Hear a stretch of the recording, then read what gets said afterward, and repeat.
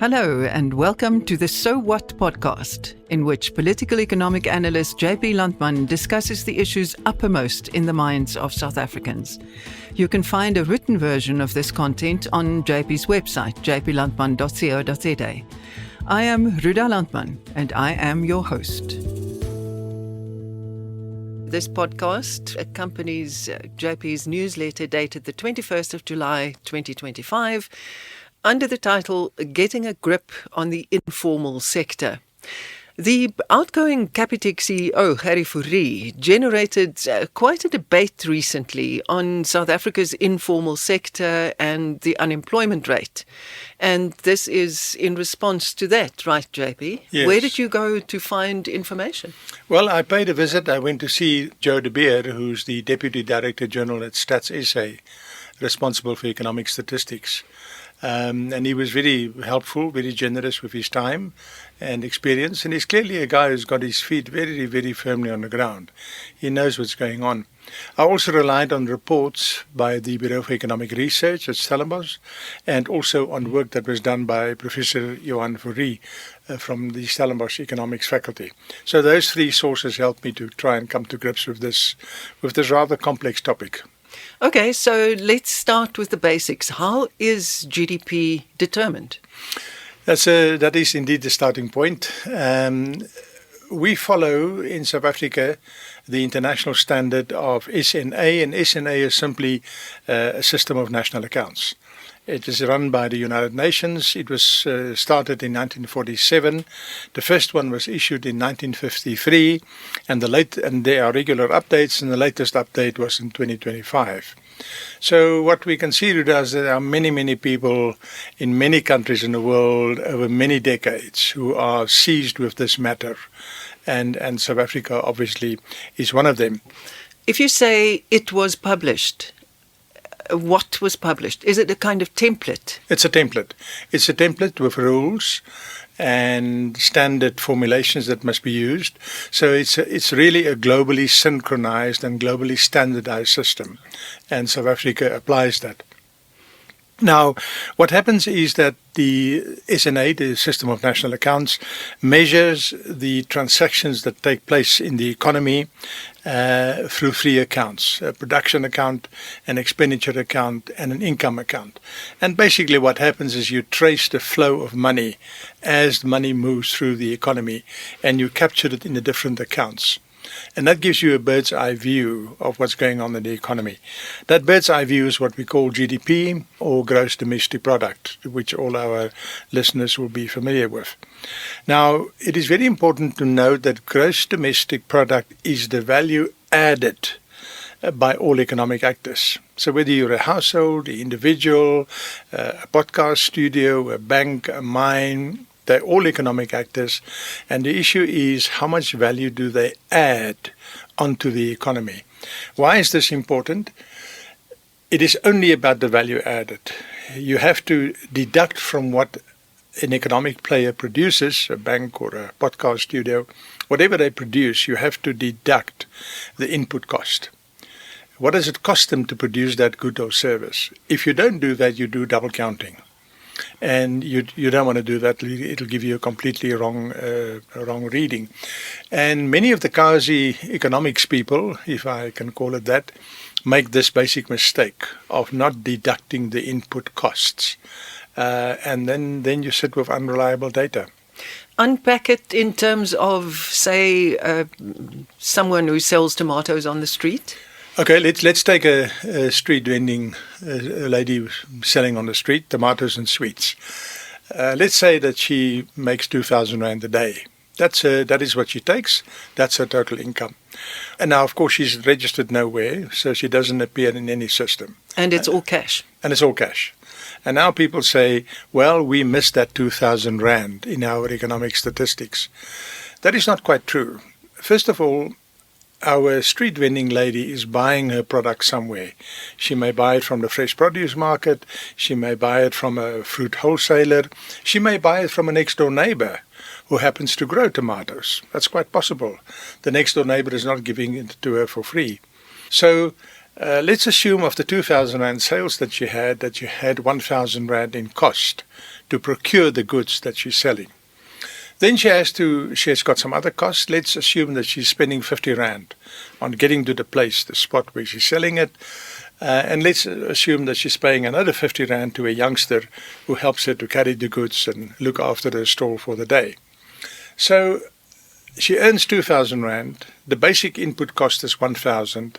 There's 50 rand transport costs. There's 50 rand to an assistant. That's 100 rand. She nets 900 rand. And what you capture in the production accounts is the 1,100 rand. How do you mean what you capture in the production accounts?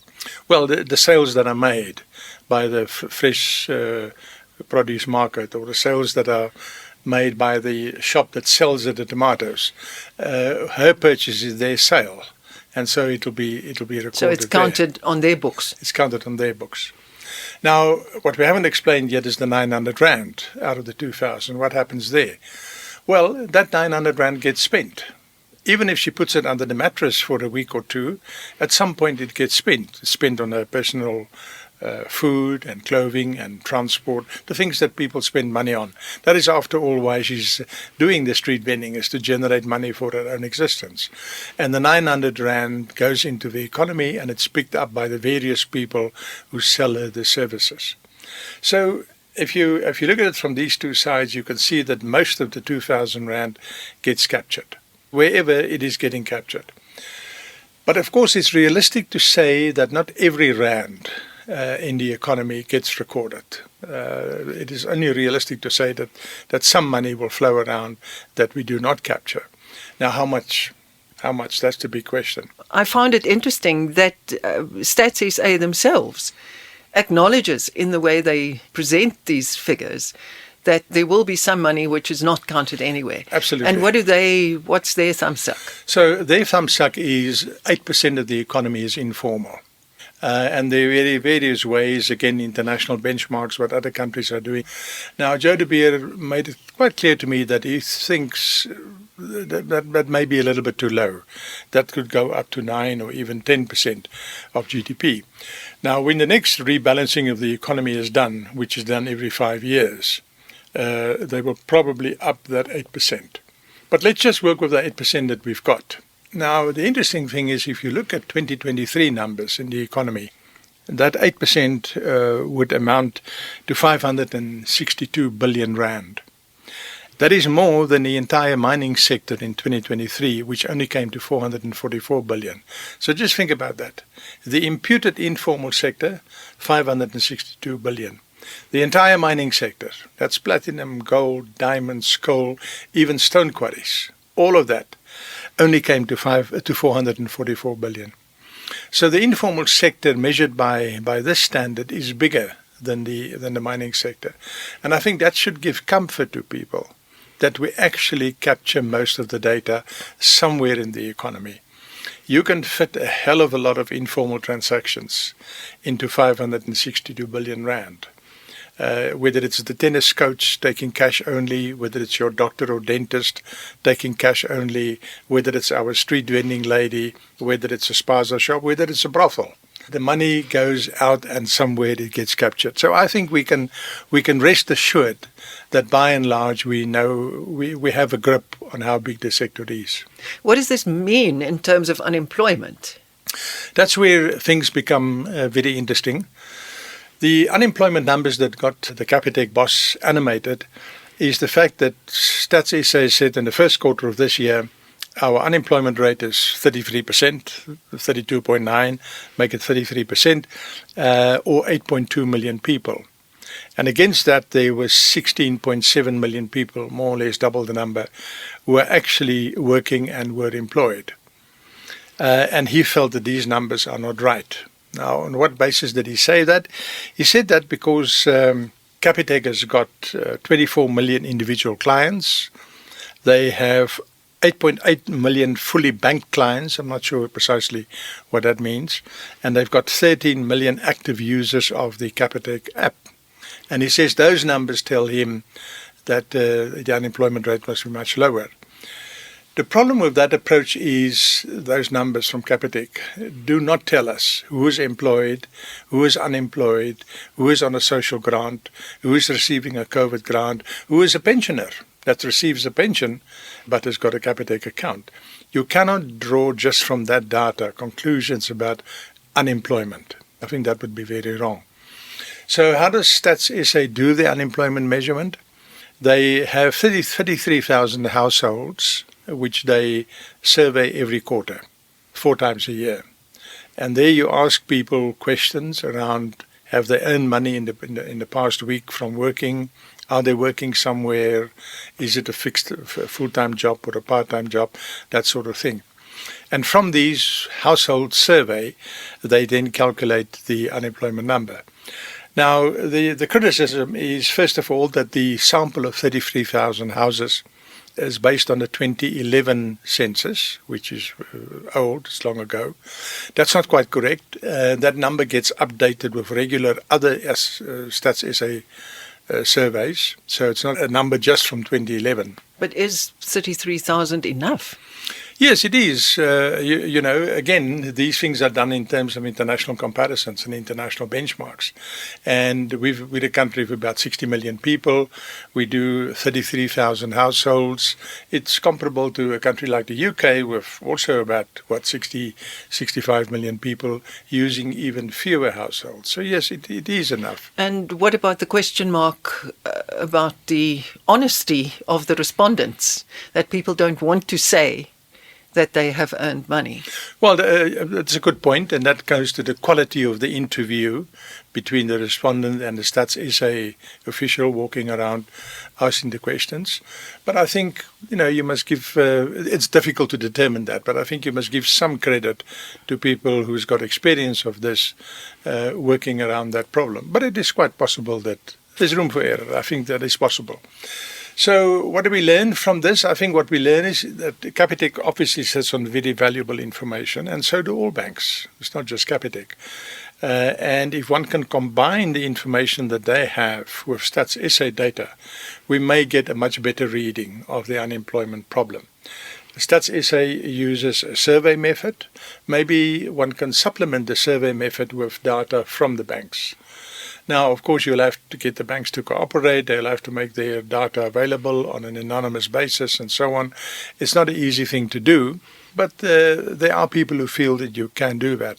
And if the Gerrie-Fourie debate, if I can call it that, if it results in that kind of cooperation between the banks and Stats SA, I think it would have been worth all the carbon dioxide that was ejected. So in summary, so what? I think in summary, the first thing to remember is that you will never have 100% accurate numbers. Forget that. The question is, can you be 90% or 85% correct? That is, I think, the benchmark to apply. The second thing is certainly that anecdotal evidence is not good enough. When you talk about something as complex as an economy involving 62, 63 million people, to say, but I had this or that experience is not quite good enough. You're one of 63 million.